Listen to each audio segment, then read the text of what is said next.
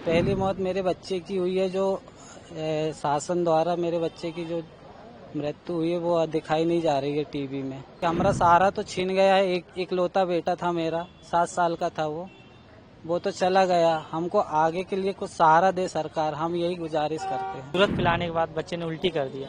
उल्टी करने के बाद फिर तुरंत बताए डॉक्टर को, सोनी जी को, तो फिर उसने फिर पर्ची में फिर लिखा इंजेक्शन लगाया बच्चे को। घटनाक्रम में हमको सर जी हमारा बच्चा बहुत सही था, हमको दवाई से लगा बच्चा, हमारा दवाई से बच्चा खटने पेशाब रुक गई, खाना छोड़ दिया बच्चे ने हमारा। प्रेविन सोनी की दवाई हुई, उसी से बच्चा को हुआ है।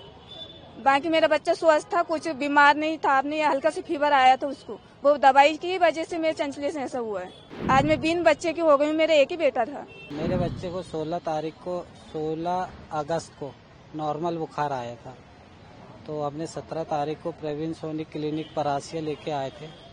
वहाँ पे बच्चे का इलाज करवाया, उन्होंने जो भी सायरप और टैबलेट दिया, 3 दिन तक खिलाए उसको, कुछ आराम नहीं दिखा तो फिर 20 तारीख को फिर लेके आए प्रेविन सोनी के क्लिनिक में। तो 20 तारीख को उन्हें ये कोल्ड ड्रिप सिरप जो अभी न्यूज़ में चल रहा है वो और टैबलेट दिया था। 2 दिन पिलाए बच्चे को, 22 अगस्त से उसको उल्टी चालू हो गई। तो 23 तारीख को हमने सीधा छिंदवाड़ा लेके गए GM श्रीवास्तव के डॉक्टर के पास। वहाँ पे सर ने देखा तो रात भर वहीं विवांता हॉस्पिटल में एडमिट किए। 24 तारीख को बच्चे की यूरिन आना बंद हो गई, तो उन्होंने सीधा नागपुर रेफर कर दिए। वहाँ कलर्स हॉस्पिटल में रेफर कर दिए, वहाँ 24 तारीख को वहाँ एडमिट किए बच्चे को, और 24 तारीख से लेके 1 सितंबर तक बच्चे का इलाज चला। इस बीच उसकी 6-7 डायलिसिस भी हुई, और 1 तारीख को शाम को बच्चे ने दम तोड़ दिया था। आपके पास जो जानकारी है उसके आधार पर क्या लगता है, क्या कारण है? क्या कारण रहेगा सर, यही सायरा पे ही है जो अभी चल रहा है न्यूज में। उसके पीने के बाद ही बच्चे की तबीयत ज्यादा हुई थी। जो पहली ये पूरे घटना में पहली मौत, हाँ, पहली मौत मेरे बच्चे की हुई है, जो शासन द्वारा मेरे बच्चे की जो मृत्यु हुई है वो दिखाई नहीं जा रही है टीवी में। जो भी सरकार से हम यही करते कि हमारा सहारा तो छीन गया है। एक इकलौता बेटा था मेरा, 7 साल का था वो तो चला गया। हमको आगे के लिए कुछ सहारा दे सरकार, हम यही गुजारिश करते हैं। हमारे बच्चे को हल्की सी बुखार आई थी, तो हमने तुरंत सोनी के पास लाए दिखाने के लिए। सोनी जी को दिखाए, सोनी जी ने देखा, पर्ची वगैरह बनाया, तो दवाई लिए तुरंत ही मेडिकल से। उसने बोला दवाई बताए, दवाई तुरंत पिलाए हमने 40 बूंद बोले थे उन्हें, बूंद मतलब तो 40 बूंद हुई, तुरंत पिलाए।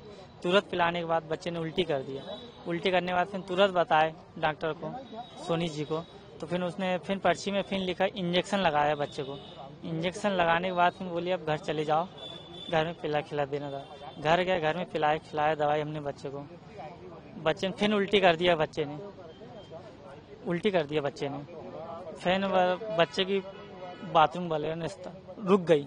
बच्चे ने खाना छोड़ दिया तुरंत, कुछ नहीं खा रहा, निस्तार भी बंद हो गया, टॉयलेट वगैरह सब बंद हो गया। फिर देखे बच्चे को, फिर हमने सोनी पास लाया बच्चे के, हमने बोले बाथरूम रुक गई। फिर देखा सोनी जी ने, फिर देखा बॉटल लगाया बच्चे को। बॉटल लगाने के बाद फिर आधे घंटे बाद फिर हमको रिफ़र कर दिया सरकारी अस्पताल परासिया। वहाँ से हमको रिफ़र कर दिया छिंदवाड़ा से हमको नागपुर कर दिया सर जी। मौत कब हुई? मौत 27 तारीख को हुई सर जी।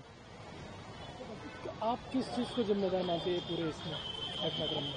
घटनाक्रम में हमको सर जी हमारा बच्चा बहुत सही था, हमको दवाई से लगा बच्चा, हमारा दवाई से बच्चा खटने पेशाब रुक गई, खाना छोड़ दिया बच्चे ने हमारा,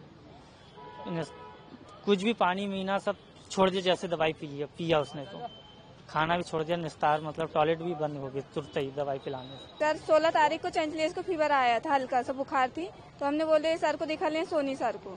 तो सोनी सर जो के लाए, इलाज करवाए, उसको इंजेक्शन भी लगी एक, और 2 सिरप आई थी, गोली भी आई थी।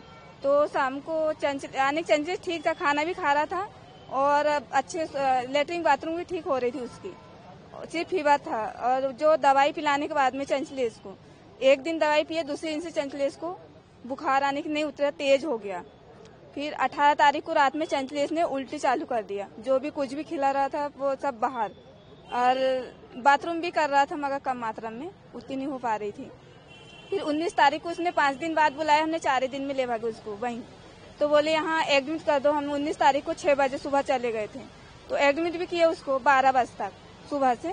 तो उसको कोई आराम नहीं था, वहाँ तकलीफ पेट में ज्यादा होने लगी चंचलेश को। तो हमने बोले कि तकलीफ ज्यादा हो रही चंचलेश को, हमको यहाँ से छुट्टी दे दो, हम कहीं भी बड़े हॉस्पिटल में ले जाएंगे, बच्चे को दिखवाएंगे। तो बोले हाँ क्या प्रॉब्लम है हमको वो बताओ कि बच्चे के अंदर क्या है, क्यों आराम नहीं लग रहा।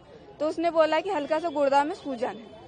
तो हमने बोले सूजन है तो आप इलाज कैसे कर रहे हैं, आराम क्यों नहीं लग रहा बच्चे को। तो बोले बोले बड़े डॉक्टर को दिखा लेना। उन्होंने बोले तो हमको छुट्टी, हम चले जाते हैं। तो 19 तारीख को वहाँ से हमने छुट्टी लिए, वहाँ प्रवीण सोनी घर से, और उसने सरकारी का हॉस्पिटल में दिया था ले जाने के लिए। तो हमने बोले कि सरकारी में न ले जाकर बच्चे को प्राइवेट में ले जाएंगे तो हमारा बच्चा जल्दी अच्छा होगा घबराने से।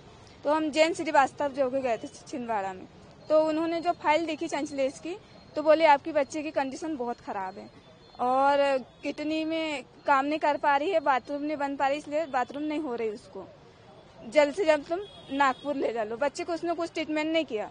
तो हमने वहाँ से जल्दी से पैसा कैसा की व्यवस्था करके 7 बजे नागपुर के लिए निकल गए। तो सबसे पहले प्राइवेट में ले गया कलश में रहे 1 नाइट 1 दिन पूरे। तो वहाँ भी आने के अनुभव बच्चे को कुछ समझ नहीं आ रहा था। तो फिर वहाँ से डिस्चार्ज लिया था, हम मेडिकल कॉलेज सरकारी में गए 20 तारीख को। तो वहाँ हुआ उसका ट्रीटमेंट इलाज, मगर बच्चे को आराम नहीं लगा। 26 तारीख को आखिर के बच्चे ने दम तोड़ दी। तो बताइए इस पूरे घटनाक्रम में कौन सी चीज को आप जिम्मेदार मानते हैं, क्या कारण है? प्रवीण सोनी की दवाई कोई, उसी से बच्चा को हुआ है।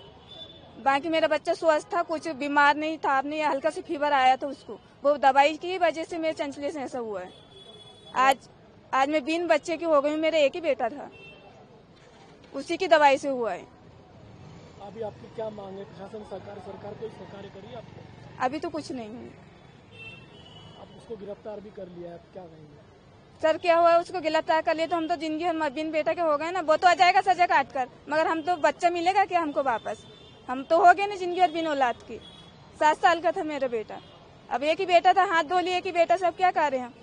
हमारा सहारा तो कुछ है ही नहीं है अब आगे पीछे।